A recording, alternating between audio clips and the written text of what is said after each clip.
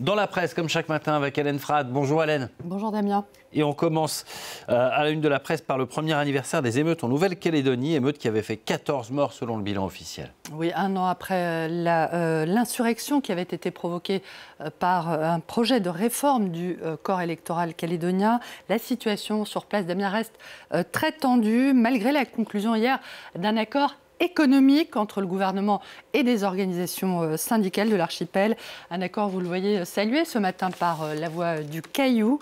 Le quotidien calédonien regrette en revanche l'absence d'un accord institutionnel après des mois de discussion.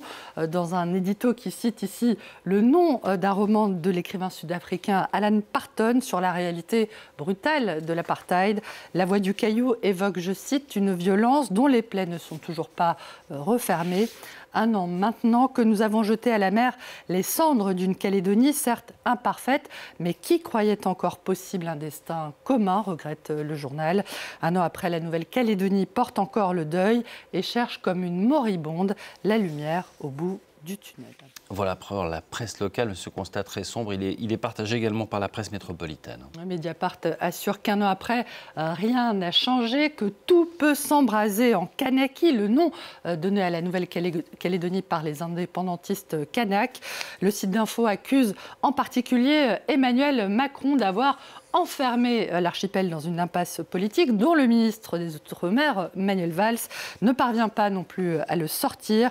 Le site parle de discussion au point mort après que le texte proposé par Manuel Valls, qui portait assez loin l'autonomisation de l'archipel et qui avait été salué par la plupart des délégations représentées autour de la table, Front de Libération Nationale Kanak et Socialiste compris, a provoqué la colère des non-indépendantistes les plus durs.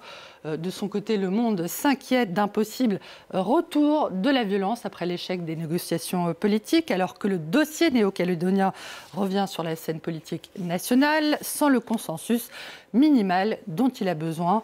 Sur le terrain, en revanche, les difficultés perdurent, en particulier dans les quartiers populaires de Nouméa, d'après La Croix, qui évoque même un secteur de la santé toujours à l'agonie, secteur de la santé qui est touché par la fermeture de plusieurs hôpitaux et qui souffre aussi de la réduction de soins du fait du départ de nombreux personnels de santé. Et la Nouvelle-Calédonie aussi confrontée, Hélène, aux difficultés de la presse quotidienne dans les territoires ultramarins. Alors que plusieurs titres de la presse d'outre-mer ont disparu ces dernières années, Le Figaro fait état de l'annonce par les éditeurs de quotidiens ultramarins de l'Alliance de la presse d'information régionale, l'APIG, de la création d'une commission pour tenter de soutenir l'accès à l'information dans ces territoires.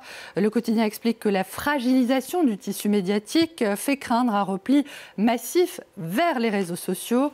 Sans le maintien d'une presse pluraliste, les populations s'informeront majoritairement sur les plateformes, prévient Pierre Pétillot, qui est le directeur général de la PIG, pour qui les risques de désinformation et de manipulation par des puissances étrangères sont de plus en plus élevés en Outre-mer. La presse, faut-il le rappeler, est un pilier de la démocratie. Et c'est aussi ce qu'a tenu à rappeler hier le nouveau pape Léon XIV lors de la première audience qu'il a accordée à la presse internationale. Une rencontre où le nouveau souverain pontife, cité notamment par le quotidien espagnol El País, a demandé la libération des journalistes emprisonnés à travers la planète. Seuls les peuples informés peuvent faire des choix libres, a déclaré le pape, en exhortant les médias à choisir, je le cite, une communication de paix. Allez, du Vatican à la Mecque du cinéma, dans la presse également, l'ouverture du 78e Festival de Cannes, dans un contexte géopolitique quelque peu bouleversé. La cérémonie cannoise, réputée pour ménager la chèvre du glamour et le chou de l'engagement, dixit Libération, à moins que ce ne soit l'inverse, ne devrait pas faire exception cette année avec la poursuite de la guerre à Gaza. Le quotidien annonce notamment un hommage à Fatma Assouna, tuée le 16 avril, ainsi que toute sa famille dans une frappe israélienne. C'était un jour seulement après l'annonce de la sélection d'un documentaire livrant le témoignage de cette photojournaliste palestinienne, après l'annonce qu'il avait été sélectionné dans une catégorie parallèle du festival. La guerre à Gaza contre laquelle plusieurs stars du cinéma mondial s'insurgent dans une tribune publiée notamment par Libération.